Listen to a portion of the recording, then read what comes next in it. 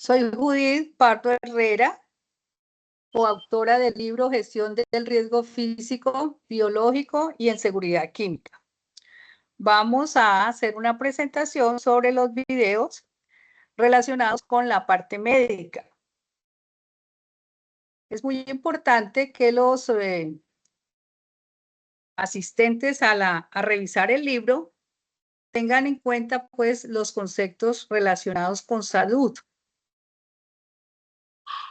En esta parte del libro vamos a contar con los capítulos que están en el texto, que desde el punto de vista de la medicina del trabajo, la parte de toxicología, la parte que tiene que ver con riesgos biológicos, COVID-19 y programas de vigilancia corresponden a los capítulos 6,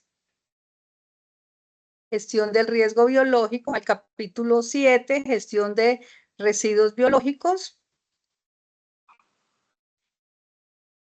el COVID-19, el capítulo 9 sobre vigilancia epidemiológica ocupacional, el capítulo 10 sobre programas de vigilancia ya precisamente relacionados con los diferentes peligros o factores de riesgo, y el capítulo 11 que hace referencia a la toxicología laboral. Entonces, esta es una invitación para todos los lectores para que participen y revisen esta parte de la información tan importante que trae este ejemplar.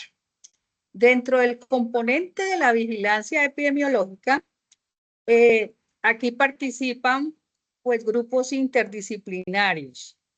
En los videos anteriores ustedes vieron la participación por parte del ingeniero, donde hizo referencia a la evaluación ambiental. Aquí, desde el punto de vista de la medicina, es muy importante tener en cuenta el grupo de riesgo de puestos y determinar la población a la cual vamos a vigilar respecto a cada riesgo desde el punto de vista de la salud. En la vigilancia ocupacional, pues hay atención sobre el ambiente y hay atención sobre los trabajadores o las personas en las cuales pues se hace el énfasis desde el punto de vista de la medicina del trabajo en la parte de la vigilancia. Una vez se identifican los grupos de riesgo expuestos, pues vamos a hacer las acciones correspondientes desde el punto de vista de educación, capacitación y cómo logramos nosotros integrar a esta población de riesgo en todas las acciones de la prevención y la promoción de la salud. Obviamente, pues aquí también partimos de lo que es la matriz de peligros con el componente salud. En la parte que tiene que ver con el modelo como tal, pues esto está determinado de acuerdo a toda la parte de la literatura. Igualmente, este es un proceso. Cuando nosotros hacemos vigilancia en salud, básicamente estamos haciendo investigación, manejamos una población y en este proceso pues investigamos qué pasa con esa población expuesta, hacemos una serie de evaluaciones, como son los exámenes médicos de ingreso, los exámenes periódicos ocupacionales, los exámenes post-incapacidad y los exámenes de retiro que se deben tener en cuenta en esta fase del programa de vigilancia. Obviamente es muy importante en este lapso de la vigilancia tener en cuenta el reporte de los accidentes de trabajo y de las presuntas enfermedades laborales que se puedan tener al interior de cada una de las organizaciones, porque sobre esos dos aspectos toca hacer un programa de vigilancia para el ausentismo laboral. Otro de los puntos importantes en esta vigilancia es la vigilancia a las incapacidades, porque pues sabemos que existe una normatividad muy clara en la parte de fraude sobre incapacidades y entonces hay una normatividad donde hace referencia a que tenemos que hacer vigilancia médica ocupacional a estas incapacidades, sean de origen accidente de trabajo, sean de origen enfermedad laboral o sean de origen común.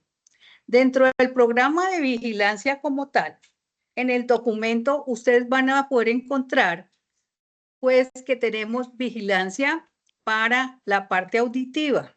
Entonces, uno de los efectos que se puede tener por la exposición al ruido por encima de los valores límites permisibles es la pérdida auditiva que se denomina la hipoacusia neurosensorial. Por lo regular, las hipoacusias relacionadas con la exposición ocupacional son bilaterales. No se ven hipoacusias unilaterales por exposición ocupacional. Aquí la prueba reina en la vigilancia es la audiometría clínica completa. Otro de los sistemas de vigilancia que tenemos es el visual, y entonces en la parte médica pues contamos con la parte de la optometría o agudeza visual con corrección completa para mirar qué grado de dificultad tiene ese trabajador de acuerdo a su visión. En los programas de voz, que son básicamente para profesores, como su nombre lo dice, es vigilar el cuidado de la voz, de qué manera nos podemos deteriorar en la labor de docentes con esta parte del mal manejo de la voz. Entonces existen herramientas, existen estrategias tecnológicas para poder mejorar y conservar la voz.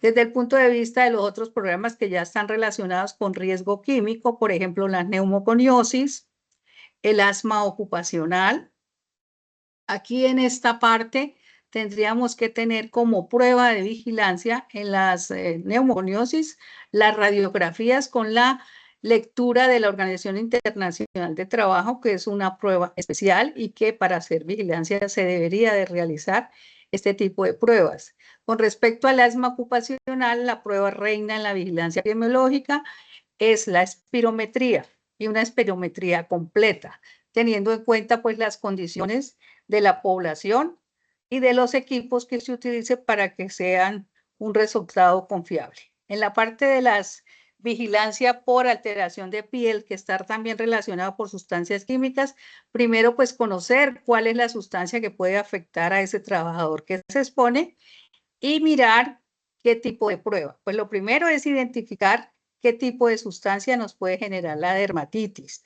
Segundo, existen las pruebas de parche para verificar si hay positividad o no. Y tercero, el concepto pues, del médico dermatólogo que confirma el diagnóstico en estos trabajadores expuestos. Con respecto a otras sustancias químicas, tenemos pues, exposición a solventes. En esta parte es difícil encontrar mezclas, entonces hay que delimitar muy bien qué tipo de sustancia es la que tenemos. Igualmente, prueba reina es espirometría en este tipo de exposición. Con metales pesados, depende del metal que estemos vigilando. Ejemplo, para plomo, podría ser, de acuerdo a la ubicación geográfica, un hemograma, porque se ha visto que los trabajadores que están expuestos a esta sustancia por encima del nivel del mar, existe un efecto que puede ser una anemia y está relacionada con esta exposición. Entonces hay que tener en cuenta esa prueba. Cuando están a nivel ya del mar, entonces tenemos efectos que pueden ser neurológicos, como una electromiografía para ver si hay algún daño de alguno de los nervios. Eso sería con respecto a los metales. En la parte de COVID-19, pues esto fue lo que aprendimos de la pandemia. Aquí básicamente pues son las pruebas de tamizaje para COVID. Y ahora lo que se está haciendo es vigilancia sobre los casos que fueron expuestos, que tuvieron la enfermedad y que podrían estar relacionadas con la exposición ocupacional, mirando qué tipo de efecto a largo plazo pueden presentar. Desde el punto de vista del riesgo psicosocial, la prueba reina también dentro del programa de vigilancia es el estudio de puesto de trabajo enfocado a factores de riesgo psicosocial en el trabajo. Y aquí básicamente en la vigilancia este tipo de estudio es preventivo. Entonces aquí van a decir si hay riesgo alto, medio o bajo y cómo nosotros lo podemos intervenir desde el programa de vigilancia de acuerdo a los documentos guías que tiene el Ministerio de Trabajo para la intervención preventiva del riesgo psicosocial en las empresas. Uno de los nuevos riesgos que también tenemos que tener pendiente y hacer vigilancia son las nanopartículas, porque pues aquí cambia el tamaño de la partícula. Esta partícula es diferente a las otras partículas que estábamos acostumbrados a manejar por la diminuto de su tamaño. Entonces aquí la parte de la ingreso al organismo es que llega a las papilas olfatorias y esas papilas olfatorias hacen que se vaya hacia la parte superior de la cara y por supuesto atraviese la barrera hematocefálica, siendo el órgano blanco el sistema nervioso central y el sistema nervioso periférico, en el cual se van a depositar estas nanopartículas. Entonces, una de las alertas que se debe tener en cuenta es que estas nanopartículas pueden ser generadoras de posibles demencias, entonces, o efectos sobre el sistema nervioso central. Hay que tenerlo muy presente. En la otra parte es lo de los accidentes de trabajo y el ausentismo. Y también aquí estaría lo de las incapacidades que lo dije anteriormente. En la parte de vigilancia es muy amplio. En este documento contamos con, creo que son 11 programas de vigilancia que están en la parte digital. Solamente aquí dentro del libro están 3 como ejemplos, pero ya en la guía digital, el sistema de información en línea, ustedes van a poder acceder a otro tipo de documentos de vigilancia epidemiológica a manera de ejemplo y cómo lo deben utilizar.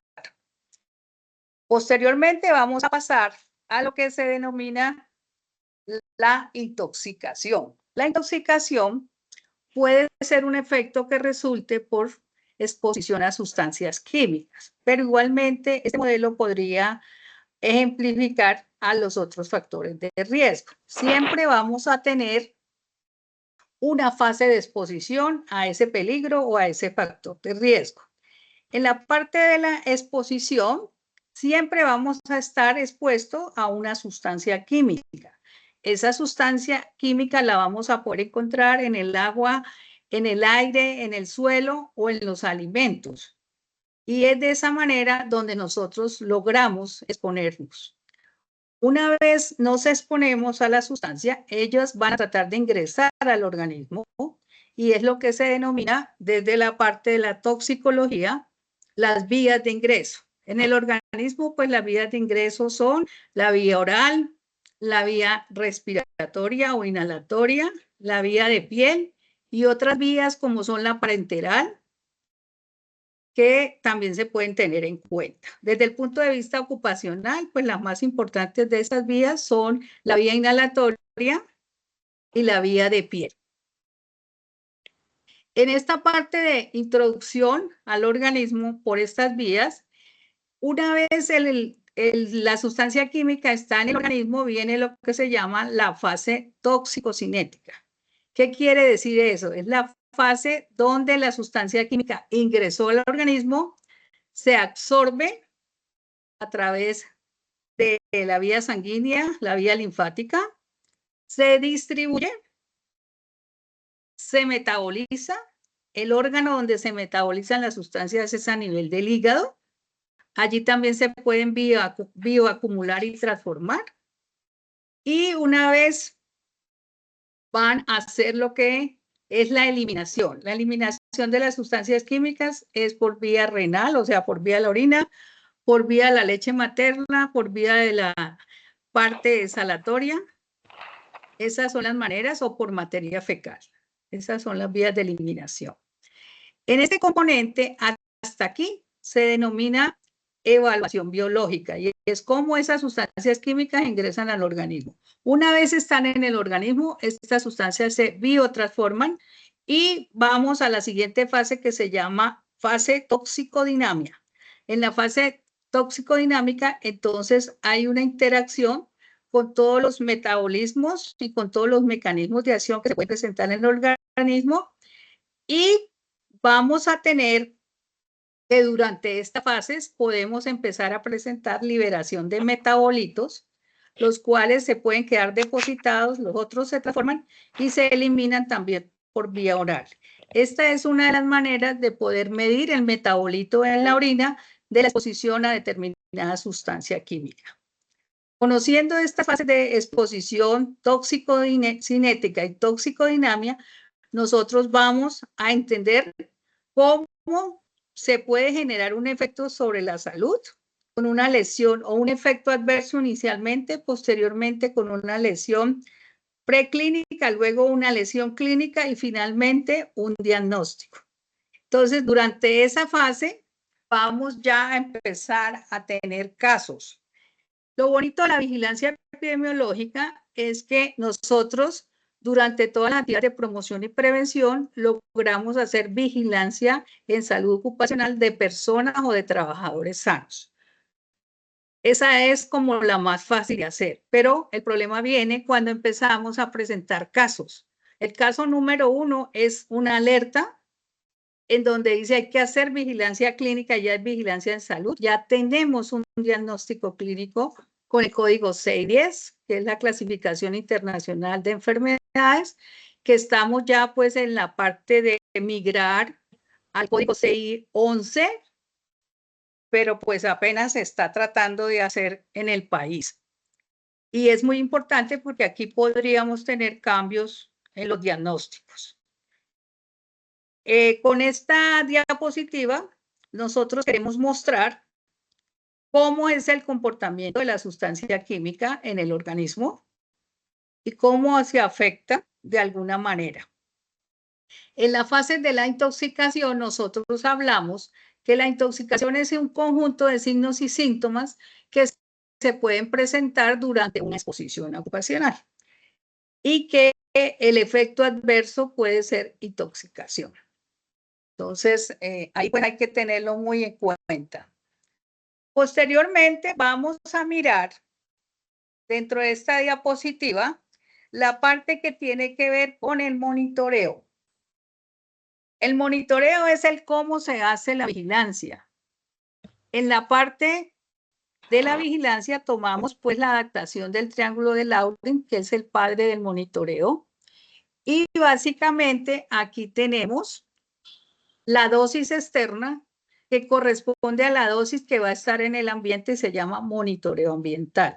Este monitoreo ambiental tiene unos valores de referencia y son los que han sido acogidos por Colombia de acuerdo a la reglamentación colombiana. Son los valores límites permisibles o TLB para el ambiente. Entonces, de esta manera nosotros logramos cuantificar el riesgo, intervenir el riesgo desde el punto de vista ambiental, implementar los controles que ya son esta parte de la labor de ingeniería y tomar las medidas para minimizar el riesgo. Luego viene el otro componente que se llama el componente de la dosis interna. La dosis interna es la dosis que se encuentra circulando en el organismo por una exposición ocupacional.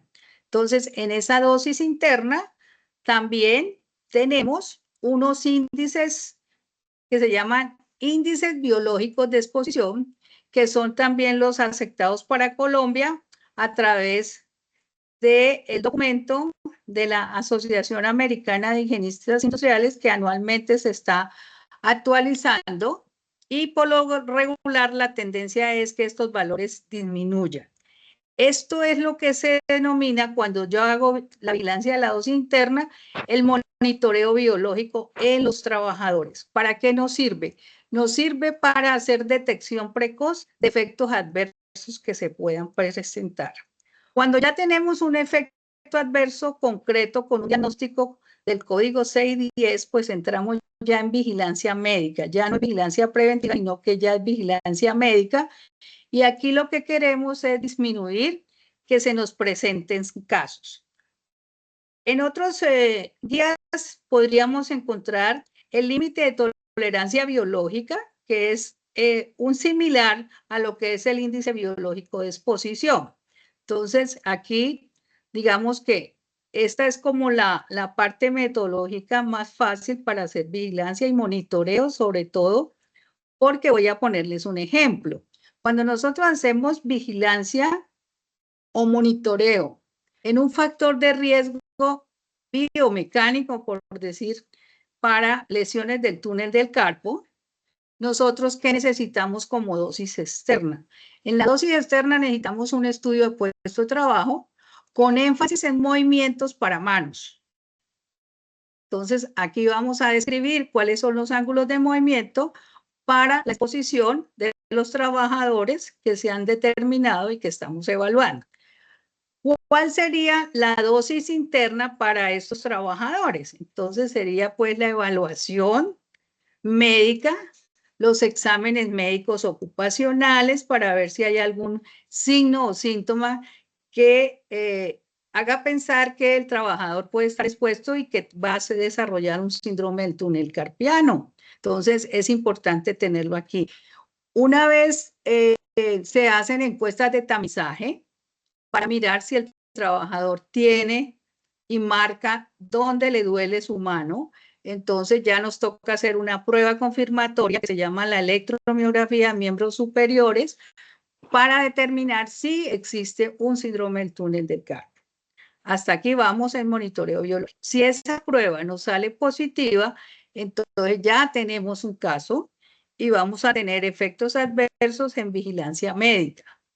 Y aquí ya viene pues todo el protocolo de manejo, de tratamiento, de rehabilitación, de pausas activas, etcétera, y de calificación de origen de esa posible enfermedad que se pueda presentar.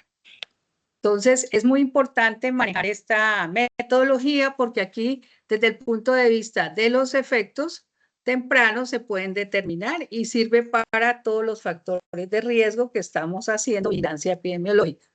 Este es un ejemplo de vigilancia para COVID-19.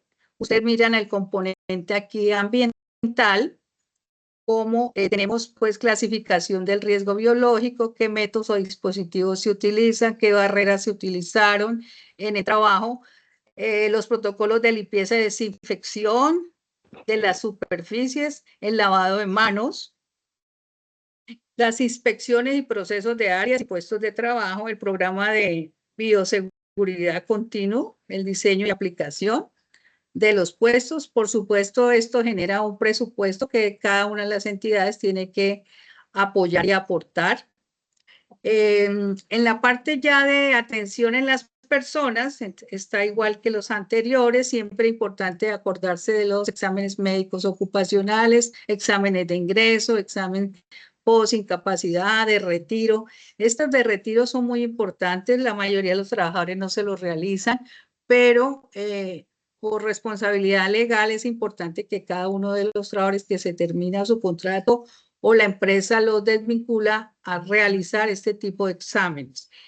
En la parte ya del examen médico como tal, pues existen unos énfasis en lo que estamos buscando, ¿no? Antecedentes de enfermedades infecciosas si las tienen, los esquemas de vacunación, si están completos, qué tipo de vacunas tienen,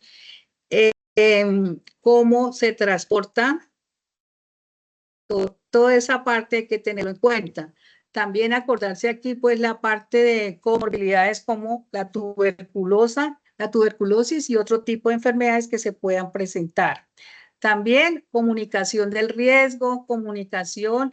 Aquí es muy importante en toda esta parte de las valoraciones médicas el consentimiento informado para todo lo que se le vaya a realizar. Exámenes médicos, exámenes de laboratorio, pruebas adicionales, requieren consentimiento informado para realizar la prueba. Igualmente se necesita de un presupuesto para cada programa de vigilancia. En la parte de atención a las personas, si está dentro del programa de vigilancia y tiene compromiso respiratorio, pues entrará dentro de vigilancia del sistema respiratorio si requiere radiografías o tomografías de tórax especializadas para mirar qué tipo de lesión tiene en el pulmón. Entonces tendría que estar, pues, digamos, descrita dentro del programa de vigilancia. Luego vienen las otras actividades, que son la parte de educación, la parte que tiene que ver con capacitación sobre COVID, la protocolo de bioseguridad como es el lavado de manos, los procedimientos seguros, el uso de los elementos de protección y el protocolo de limpieza y desinfección dependiendo de cada sitio de trabajo. En esta parte es importante pues que se asigne el tiempo para este tipo de actividades de capacitación y educación. Estas jornadas deben estar contempladas dentro de la jornada de trabajo. Ahora pues con la tecnología nosotros podemos acceder a capacitaciones virtuales y también todo esto está avalado y debe estar pues conectado. Dentro de los conceptos básicos que podemos tener están los indicadores y básicamente pues las tasas de prevalencia e incidencia con respecto a este tipo de patologías, donde vamos a encontrar el estudio de ausentismo y si los controles fueron efectivos o no. Entonces, esta parte pues tiene que hacerse seguimiento, vigilancia y obviamente hay que medirlo. Dentro de los conceptos básicos que tenemos, durante la pandemia aprendimos muchas cosas, ¿no? Signos y síntomas inespecíficos que se pueden presentar secundarios, como son el dolor de cabeza, el mareo, la sensación de hormigueo, alteraciones del gusto, del olfato y del sueño, alteraciones hematológicas, o sea, del sistema de la sangre, alteraciones del sistema respiratorio, como es dificultad para respirar, alteraciones cardiovasculares, como es aumento de la frecuencia cardíaca, como la taquicardia.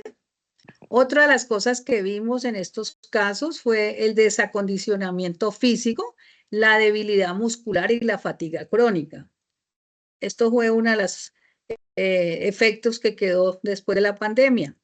Otra de las cosas nuevas que se ha visto es el déficit cognitivo de predominio neurológico, trastornos sensoriales y posibles convulsiones.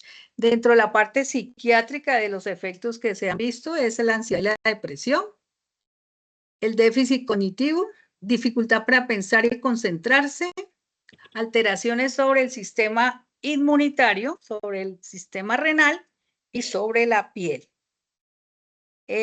Esto está todo por investigar. Todavía no sabemos cuáles han sido las secuelas de este tipo de personas que estuvieron expuestas, a las cuales se les ha calificado la enfermedad laboral como tal, y estamos en proceso, digamos, de estudio porque los efectos se verán a largo plazo. Todavía estamos, digamos, en el proceso de aprendizaje. En esta parte los invitamos a que revisen el sistema de información en línea de nuestro libro que se llama Gestión del Riesgo Físico, Biológico y en Seguridad Química. En el componente médico está el relacionado con efectos adversos sobre la salud, el 5. El componente de normas de bioseguridad quedó como un anexo digital. Las personas que trabajan con el riesgo biológico pues tienen que cumplir con este tipo de normas. Y es velar por la seguridad tanto del paciente como del trabajador que se expone a este riesgo. Cada uno debe de protegerse. El otro componente que está aquí es el de vacunación. Está todo un protocolo para personal de salud y otras actividades económicas que requieren un protocolo de vacunación actualizado. Ahí está dentro del archivo digital. La parte que tiene que ver con el capítulo de COVID-19, también ustedes lo pueden ver en el digital. Hay una parte que tiene que ver con el origen de la enfermedad laboral, la enfermedad común y la enfermedad agravada por el trabajo. Igualmente el componente de pensión de vejez y pensión especial, que es muy importante conocerlo. En la parte de la enfermedad laboral, pues tener conocimiento sobre la tabla de enfermedades laborales, el decreto 1477 del 2014, donde nosotros pasamos de una tabla de 40 enfermedades a 365 enfermedades. Entonces el abanico es muy grande y hay que revisar ese tipo de documentos para mirar si hay relación de causalidad entre ese factor de riesgo, esa exposición ocupacional en el tiempo y ese trabajador expuesto. Sobre la parte que tiene que ver con programas de vigilancia epidemiológica, ahí están los 11 programas, solamente en el digital quedaron 8, el resto está en la publicación. La parte que tiene que ver con alteraciones hormonales y disruptores endocrinos. Este es uno de los temas nuevos desde el punto de vista de la toxicología ocupacional. Y dentro de la nueva tabla de enfermedades, entró dentro del capítulo 15, enfermedades hormonales. Solamente ingresó una que se llama la disrupción endocrina por paratiroides. Entonces está para patología de tiroides en algunos trabajadores que se exponen y que pueden desarrollar este tipo de enfermedades. También entrarían dentro de un programa de vigilancia. Entonces, digamos que esta es una de las alertas que hay y que hay que tener en cuenta. Para terminar, quiero invitarlos a que disfruten de este documento, de este libro, ya que se trata de un trabajo interdisciplinar donde participaron los ingenieros, expertos, especialistas en el tema y el componente de salud.